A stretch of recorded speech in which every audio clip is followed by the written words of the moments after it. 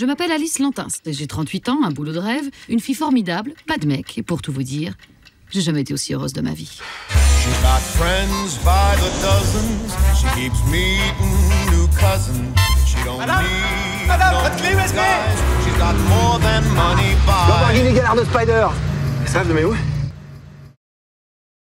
C'est l'histoire d'Alice, qui est une femme de 38 ans qui aborde la quarantaine avec angoisse et qui travaille dans un magazine de mode. Et dans ce magazine de mode, évidemment, il faut être un bon travailleur, quelqu'un de sérieux et d'efficace. Et en même temps, il faut avoir surtout quelque chose en plus. Et elle l'a pas. Je comprends pas, je croyais que j'étais la seule en qui t'ai confiance pour reprendre le magazine. Enfin merde, qu'est-ce qu'elle a plus que moi? Si tu me fais pas rêver, comment tu veux faire rêver les lectrices? T'es en train de me dire que je suis trop vieille?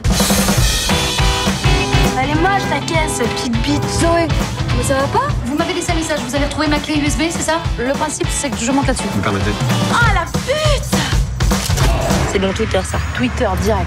Vincent, est-ce que tu crois ce genre de choses? Là, sur la photo, tu me fais rêver. Ah, t'as l'esprit rebelle. Mother, I'd like to fuck. Hein? On dirait avec tout quoi? Tu veux que je me tape un gosse pour le faire plaisir?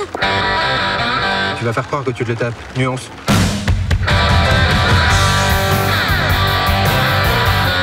Qu'est-ce que vous faites là? J'avais perdu ton number, en fait, et je me suis dit que le plus simple, c'était encore de passer. Carrément. Je me souviens, quand j'avais ton âge, j'avais rencontré une calabraise splendide. Buena notte. Et surtout, elle avait 2 fois mon âge. Bonsoir. Bonsoir. Je la prends, je la retourne. Je veux dire... Ça va. Oui, en fait, non mais c'est... Je suis désolé pour l'italien, je sais pas ce qu'il m'a pris, c'est ringard à mort. 19 ans, Balthazar, t'as 19 ans. Je sais ce que vous devez vous dire. Il est jeune, il a envie de déconner, de se la raconter devant ses potes, mais c'est pas du tout ça, Alice. Vous me plaisez. Vraiment, je veux dire, vraiment, comme c'est jamais arrivé avant. Oh, dis donc, regarde, ils ont rétréci du jardin.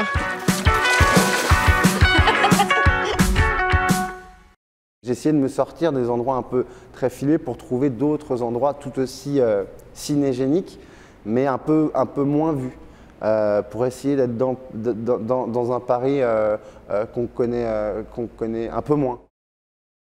À filmer, c'est une ville magnifique.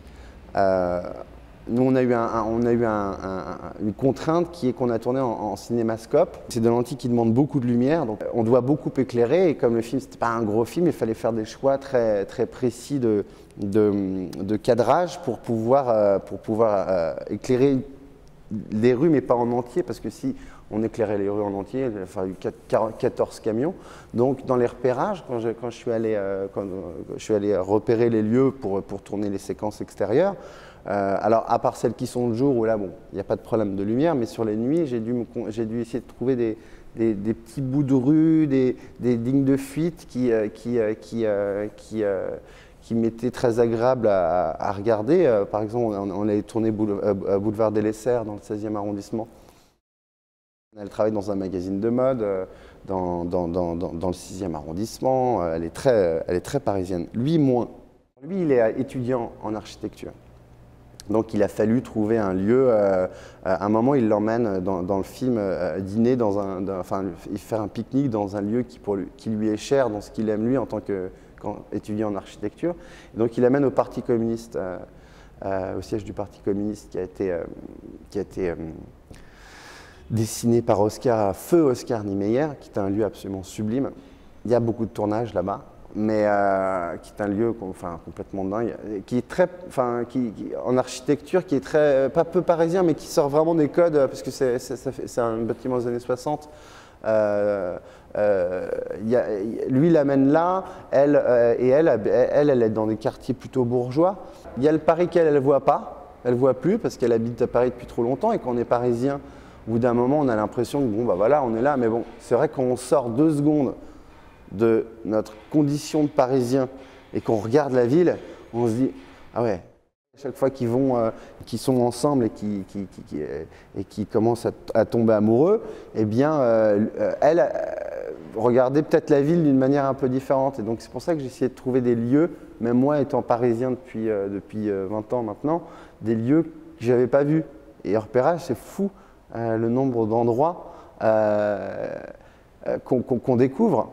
Par exemple, le Conseil économique et social, je ne connaissais pas ce lieu. J'ai cherché j'avais des idées de lieux, par exemple pour faire l'expo, qui étaient des idées un peu, pas communes, mais un peu pas très originales. Mais c'est très agréable d'être surpris. J'avais envie d'être à Paris comme un touriste. J'avais l'impression de tourner à l'étranger, vous voyez ce que je veux dire? Et ça, c'est cool. Ça, c'est vraiment très agréable. Et je pense qu'on peut faire 550 films dans Paris avec des endroits toujours différents. C'est ça qui est assez magique.